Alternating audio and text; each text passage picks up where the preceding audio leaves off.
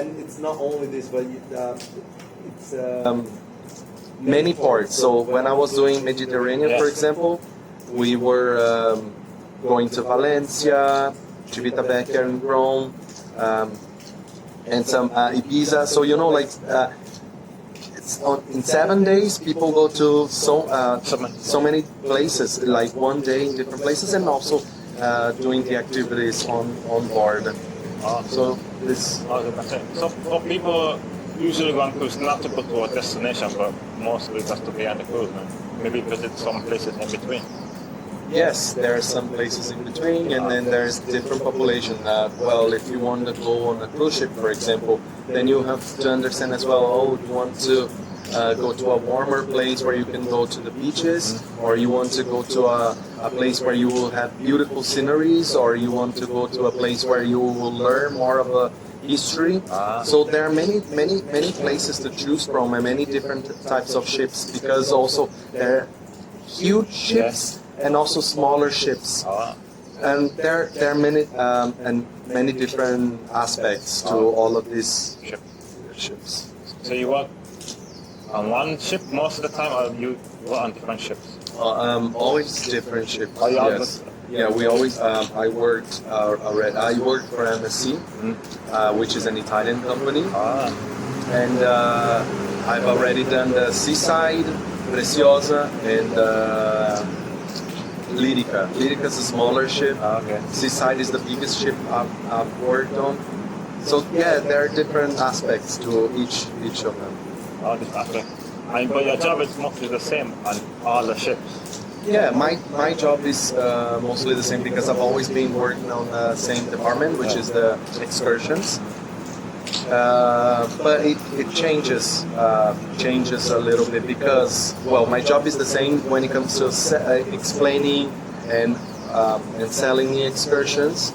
But because we are going to different places, well, it changes as well. Like the excursions we are selling, because when we are doing now North Europe, the aspects are different from people who are doing Brazilian season, for example. In Brazil, it's more about going to the beaches, and then it's similar. My job is the same but different. It changes the specifics. You also mentioned when people go to another country, they want to see historical sites and stuff. But what if they don't speak the language? How do they get out? Well, for the excursions, we try our hardest to accommodate all of the languages. So we have local partners, the tour operators, and then we talk to them. We see also the public. We see the population on the ship. What are the languages? And so we try to accommodate all of this. We try to make this happen with the tour guides in different languages. Sometimes it doesn't happen. Sometimes it's a language very specific. But on board, yes. On board on MSC, when they're doing Brazilian season, so there are many Brazilian people to help with the Portuguese. But if there are people from other countries during the Brazilian season, on MSC there are the special 5 languages, mainly English, and then Italian, Spanish, French, and German. But if it is a different language, there's so. This is another thing that I like working on board. There are many people from many different nationalities. So the probability of having someone that can help in case that person doesn't speak English or Portuguese or some of these other languages, we can always try to find one person that speaks that one language to help that guest. So yeah. So you mean the staff? There's all of the staff who can speak one of those languages. Exactly. Exactly. All of the staff, like we all come from many different nationalities. We all come from different backgrounds, and we speak many different languages. I mean, English usually is the one language that is the one language that most people can speak and communicate. But I've seen this happening. Like some people that would only speak Ukrainian, for example, and there are Ukrainian people that work on board. There are people from Arabic countries, and then they, like if one person don't speak English, we can find one person that is able to communicate in the language. Plus, you could say that MSC is like the world. They have everyone from every country. Oh, that's great. Do they also have people from Asian countries yet? Does like MSC have like ships in Asia or something? Yeah. Well, in every ship there are Asian people, and I believe the most ship and the highest, the majority of people come from, well, it depends on the region as well, but I met many people from Indonesia, from the Philippines. I have a very good friend from Korea. Okay. But yes, it depends on the itinerary and geography as well. Yes, there is one ship, especially one ship that does Asia, which is Bellissima. So it does Japan, China. It depends on the time of the year as well. But and there is also some other ships from MSC that does the world tour, and the world tour usually takes 3 months. 3 months. Wow. And then it goes to all of the continents. Obviously, it's very hard to go to all of the ports, but it covers a lot of continents and a lot of countries. I believe it is 63 countries. So there are many ports that they go in 3 months. That sounds like fun if anyone wants to try out most countries on the world. Because most people wouldn't have the chance to see everywhere. But 3 months is enough to see most places?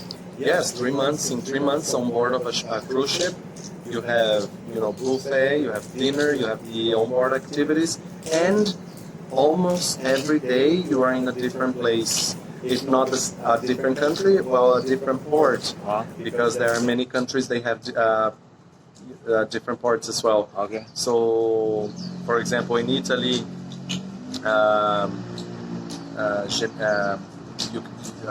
Civitavecchia, Venice, and then Sicily as well, Palermo,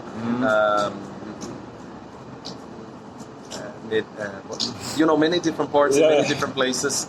So yes, this one it would be nice for those who want to explore the world in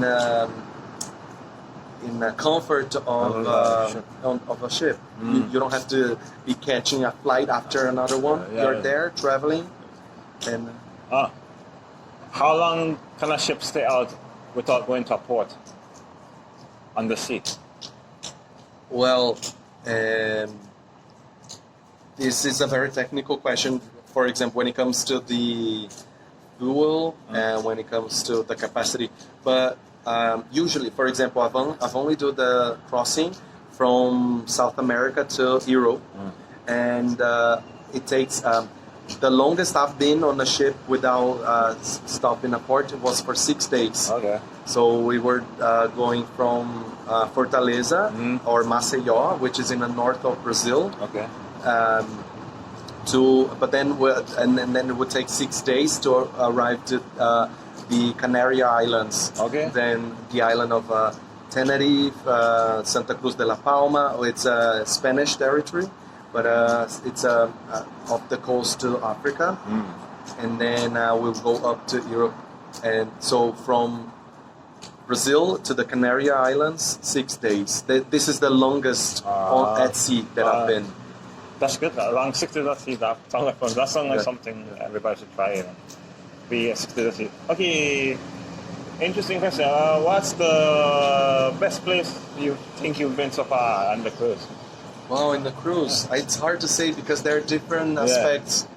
But I would say, well, now in my head is Iceland. I really enjoyed going to Iceland. It's a beautiful country, the nice people, and it was a very good experience. And it was. I really liked it. But the fjords in Norway. So I definitely want to do North Europe again. Okay. And then after Taiwan for 2 months, where are you going? Well, after Taiwan, I'm gonna go back home to São Paulo in Brazil, and then I embark again on a ship. But I don't know yet which ship and which